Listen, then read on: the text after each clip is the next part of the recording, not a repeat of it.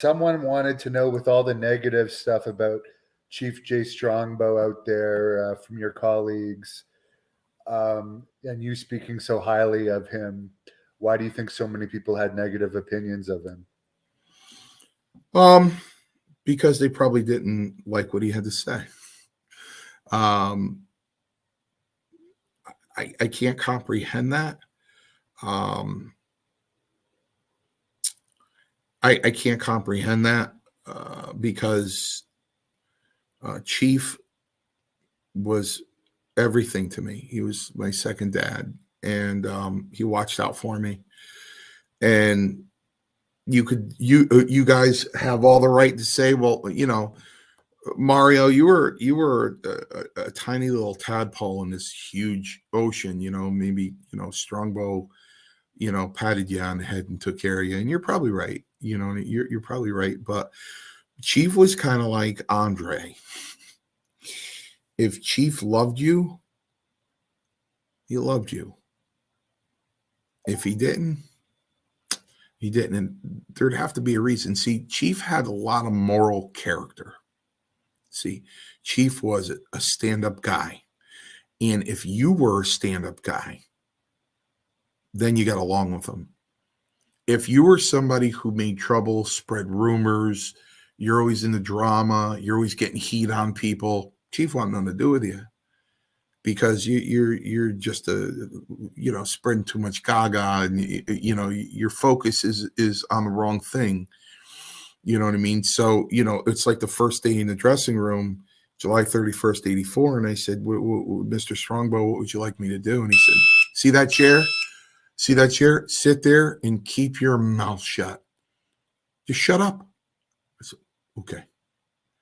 Hey, you know what? I don't lie on podcasts. That's always my rule. I tell the truth no matter what. Maybe that's why you guys like me so much. But the fact that he was Italian and I'm Italian probably had something to do with it too. But I know another man that will remain nameless that I had the honor and privilege of meeting, who reached out to me, and his Chief's best friend, his best friend. Amazing. He sent me a pair of Chief's trunks I'm going to put in a jersey frame. Chokes me up. But, and even in Brett's book, he had a rough start with him, but I think overall, for all the stories that Brett tells in his book about Cheif, he kind of praises him in the end. Because Cheif was a god. Cheif was. I come back to the ring in a house show, and Cheif go, come here. Why do you take so many bumps in a house show? I go, oh, Cheif, I like taking bumps. I'm a stupid kid, you know what I mean? I like taking bumps, Cheif. I love it. Hey, you're not going to love it when you get older. He goes, use your head in there. Use your head.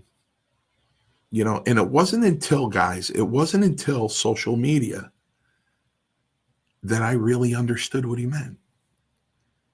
It wasn't until social media until I knew. And I tell him, I go, I understand now, Cheif, because I watched his match, his comeback match after his leg healed that Valentine broke in 1979. And it was the rematch. And Cheif, you guys have to know that if I'm wrestling you in a house show, we go to the agent, we see who's over, which is probably you. Which is probably you. But how long? 11 minutes. Okay. That clock starts the minute you go through the curtain. Not when the bell rings. The time of the match starts when you leave the curtain. Not when the bell rings. So now Cheif stood outside the ring staring at Valentine. It's got to be 3 minutes. Just staring at him. Staring at him. He's not doing anything. Nothing. He's not doing anything. Just staring at him. And Vince is putting it over. Strongbow giving him the look down. He's staring at Valentine down. Oh, his eyes won't leave him.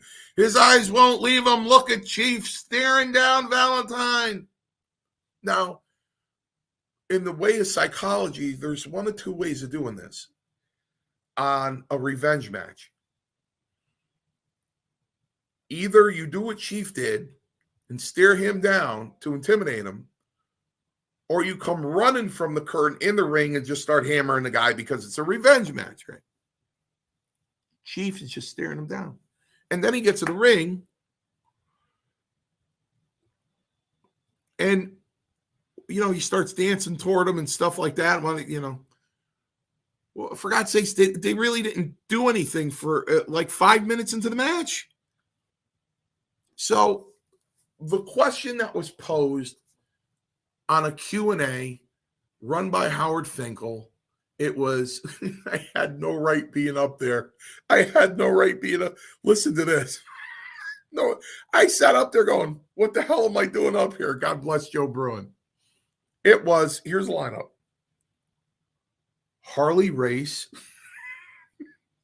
Tito Santana, myself, Matt Stryker, Greg Valentine, Davey Boy Smith's wife, a couple other people.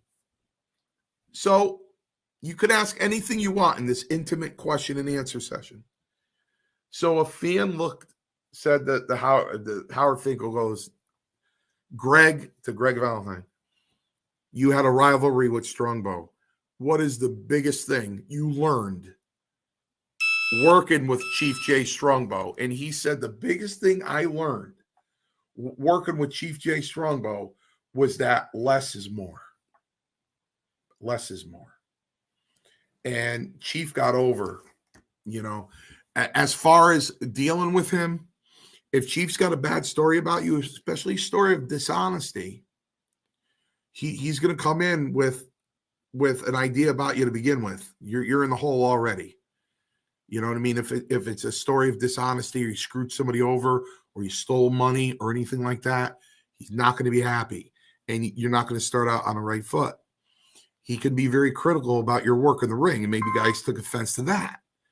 You know what I mean? But I don't know who. Listen, you guys want a good taste of Jay Strongbow and who's supposed to hate him? He fired David Schultz. He fired David Schultz in Los Angeles.